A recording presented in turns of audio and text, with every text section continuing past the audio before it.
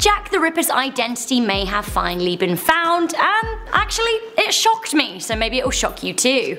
Hello and welcome back to Inform Overload. I am your host for this video, Rebecca Felgate, and things are getting pretty murderous as we are talking about Jack the Ripper. Now before we get into it, I want to know who you think is the most evil human of all time. What a big question. Also, to balance it out with some love, why don't you leave a thumbs up on this video and share it with a friend.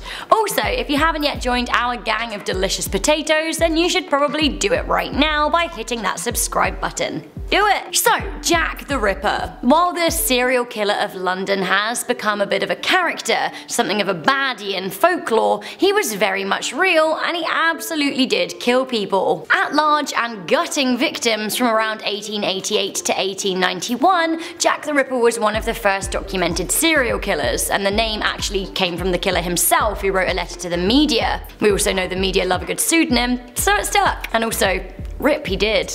Ugh, that really was his murder method of choice. I don't like it. It's pretty grim. Jack the Ripper famously killed at least 5 people, all women, and this all happened in and around Whitechapel in London, although he has been linked to 11 deaths and of course could have killed more. Famously, the murder cases were never solved, and the identity of the brutal disemboweling killer has been a mystery for around 130 years. That was until recently, when DNA provided us with a vital missing clue. So, who was it? I'm actually shocked that it wasn't a British person. Jack the Ripper is just British folklore to me, but no. Aaron Kamiński, a Polish barber working in Whitechapel, may have been Jack the Ripper. He was once the #1 suspect in the killings, only the London police couldn't pin enough evidence to him to convict him of the crime. It seems that it almost definitely most likely was him though. DNA was found on one of his victims' shawls. 46-year-old Catherine Eddowes was found dead in 1888, and on her body was a stained silk shawl with blood and semen on it. Jack the Ripper's grim. Sensationally, the DNA has been matched to Kamiński's living descendants, which, again, pretty much makes it definitely him. I love science, and the DNA strands can also tell investigators that the perpetrator had brown hair and brown eyes. I love that you can tell that from DNA. While the original claim was made in 2014, the incriminatory research was conducted by Jari Lahalnen of Liverpool's John Moores University and David Miller of the University of Leeds. Now, the pair wrote a paper describing the science that went into identifying the killer and how the only piece of surviving physical evidence, the shawl, was used to reach that conclusion. We know that Kamiński was never caught in his time, so what happened to him? While he didn't have any children of his own, he does have relatives still living from his siblings' side. He had a very unstable life and met a bitter end, dying in an insane asylum in 1919. So, is that it? Is it case closed? Well, basically yes, but officially no.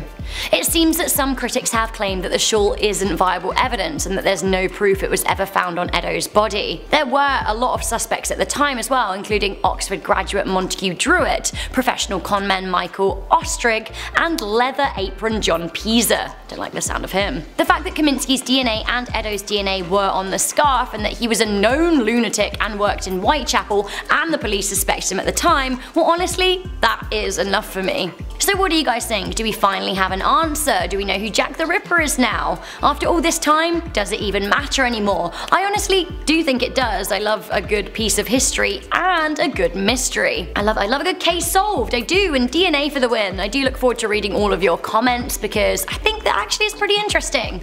Before I go though, I have some comments to read from my video last week about the dark truth behind K-pop. Honestly, researching this video, I was really shocked about what was going on. Kayla Kaneshiro said, "I love K-pop. I wish that they would treat them like normal humans and not use them as slaves for getting some cash." Honestly, that's kind of how it seemed. I mean, I hope that there are good truths behind K-pop, but that kind of stuff did scare me. BabyBear14 said, "Blackpink is my favourite K-pop group and BTS comes in a close second." Yes, everyone seems to love BTS. We actually did have a really scary comment from Sulbi Lee, who seems to have had first-hand experience. Now this is what they said. They said, "I was about to be a trainee, but when I got in it was so bad. I was 87 pounds at age 10 and I was told to get heart-shaped face surgery. Ow. Many K-pop fans think it's easy to get into, but it's not. You're criticized for things you can't control, like skin color, eyes, and eye shape, but that's not it.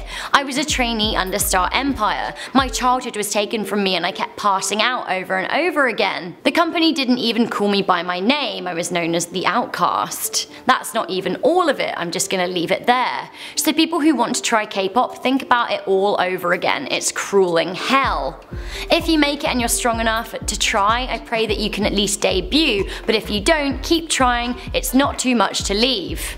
I left because I wanted to actually focus on school and get something better. And that's because not all of the K-pop groups that debut get money or fame, so I left and that's my story. Have a blessed day, everyone. Oh my goodness, what a story. I mean, that sounds really horrible, and I'm glad that you got out. And I really hope that eventually we can live in a time where people are just successful based on their talent, not the way they look, and it seems to be very important in K-pop, so very stressful. A bit of a stressful video, Jack the Ripper and the dark side of K-pop. Maybe we need to start doing more unicorn videos. I'm here for it. And alien videos, they make me pretty happy. For now though, that was that. Don't forget to leave me a comment, don't forget to leave a thumbs up on this video, check out the links in the description box for the Instagrams of the people that went into making this video, and if you're not yet subscribed, do it now. I'll see you guys soon. Bye!